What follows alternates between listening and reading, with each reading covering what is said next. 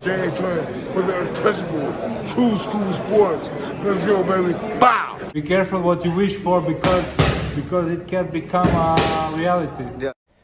The untouchable True School Sports Empire proudly presents something the boxing game's been missing. Hey, what's going on? It's your boy BT, and I came here to talk some boxing with the thousands of True School Sports subscribers. All right, so I'm really excited for this particular video right here because this is a fight that was brought to my attention that's supposedly going to be happening next. It was brought to my attention from my viewers on True School Sports on the lives that follow Japanese boxing, right? And they told me about this fight, and then I went and I checked all the news outlets and Twitter, and there was nothing on this fight. And then I was watching this boxing show last night in Japanese on YouTube, and they did a whole funny enough, they did a whole segment on this particular matchup. So I guess it's happening next, and if it is, then consider this an early video on that particular fight. But it's going to be a Japanese unification fight in the flyweight division. You're going to have one of my favorite fighters, not just in Japan, but in all of boxing, you know, the future Hall of Famer, a guy that I believe should be on every pound-for-pound list universally, the former Unified Ring Magazine lineal light flyweight champion, one of the best in the world, the amazing boy, Kenshiro on one side. He's going to put up his WBC title, right? And then on the other side, you're going to have somebody who's not as highly regarded, but still a really good fighter in his own right. Seigo Yuri Akui, the fighting pride of Okayama and the whole Okayama prefecture here in Japan. He's going to put his WBA title on the line. So you're going to get a unification fight in Japan. And I'm excited about this fight. Let's talk about it. So these guys know each other. Like all these guys in the lower weight classes in Japan, they've all sparred each other. They all know each other. And these guys are no different. These guys have sparred a good amount of rounds at Misako Boxing Gym. I've seen the sparring session, like I've seen a clip of a sparring session they had one time, and it was good work, you know. They're both Japanese, so there's going to be some similarities in style. You know, Japanese fighters tend to fight in a very like north-south base, north-south footwork, you know, very in and out. Punches are very straight and down the middle, not a whole lot of fat on the punches. You're not going to see a lot of many Japanese fighters, you know, slinging punches from the floor and from the ceiling and looping their shots. Everything is very technical. It's by the book, and it's all about getting that leverage to really punch through the target. So they're kind of like the Brits in a certain way, because Brits are very textbook, but they're not like the Brits because Brits aren't punching through the target like the Japanese are. They're trying to punch the target and render you unconscious. That's how they fight, and that's why I like them. But style-wise, really good fight. Kenshiro, I think, has the better feet. Kenshiro moves better, like in and out, and that's going to be what I think could be the difference on his end in the fight. You know, he's able to, you know, I think early on he's going to bank some rounds just because of his feet. He's going to be able to outbox Seigo Yuri Akui. He's going to be able to control the pace of the fight against Seigo Yuri Akui. And for Seigo, he's more of a front foot dominant fighter. He likes to pressure you, coming forward, working behind his jab, throwing short, sharp shots. And I think the fight within the fight for both of them is, can Seigo Yuri Akui cut the ring off enough to impose his size advantage as a naturally bigger guy at flyweight? And can Kenshiro use his feet to set traps and land big explosive counters on Seigo Yuri Akui and potentially outbox him? That's the fight within the fight. Whoever can swing the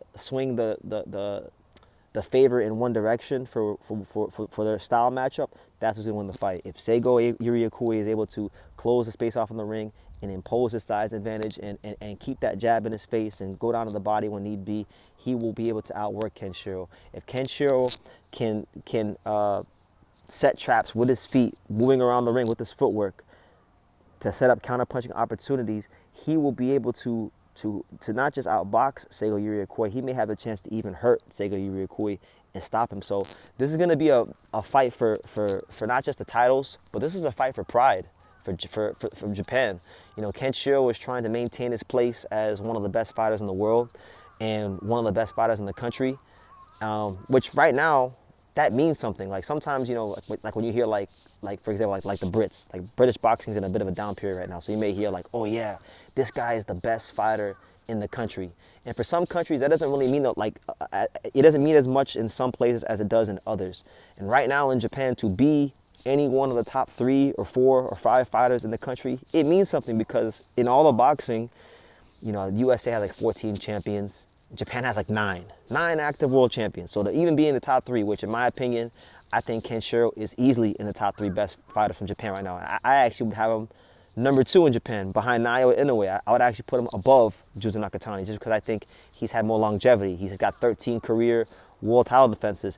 This will be his 14th career world title defense, and he's looking to pick up another belt against, you know, a guy who I'm pretty sure Seigo's still undefeated. And if he's not undefeated, no, Seigo is not undefeated. He has 1 loss, and there's 1 loss to Nakatani, so I stand corrected. He's not undefeated. But Seigo, if Seigo Yuri Akui puts Kenshiro on his resume, that puts him in another stratosphere. Now he's a unified champion. Now he's a 2-time champion, unified champion. And now you'd have to start recognizing him as potentially the best flyweight in the world, because, you know, even though I thought he could have lost the fight, you know, I thought personally he did lose the fight against Artem Dalakian. He got the decision. It is what it is.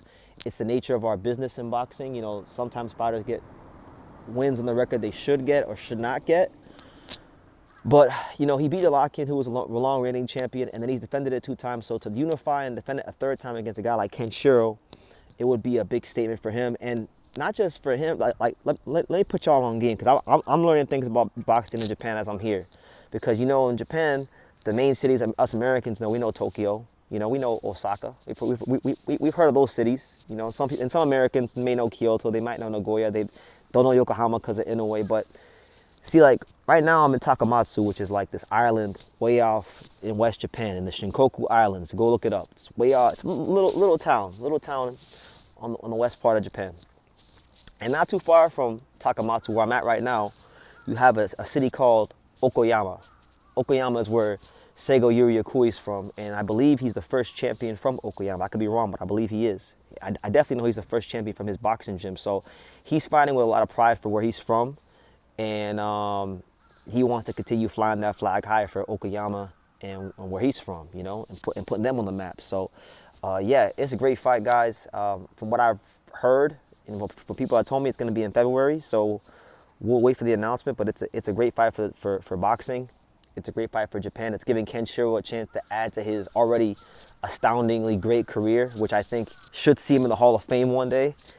And it's giving Seigo Yuri Akui, a guy that I would say of the 9 world champions from Japan, he's probably one of the 3 least known. He's not really known, but like he's not really the most known amongst the 9 active champions. So this is a chance for him to really grow his name and his star power, and show the world what he's about and show him how great he is. You know, you don't really know how great a fighter is until they're faced with a top challenge like fighting Kenshiro. So if I had to make a prediction, it's going to be a tough fight for both men. I will lean slightly towards Kenshiro Teraji to win by decision. I think his feet will be the difference. I think Seigo doesn't have the power to hurt Kenshiro, and because he doesn't have the power to hurt Kenshiro, I don't think Kenshiro is going to have to stop moving, and I think he'll be counterpunching Seigo. So it'll be a great fight.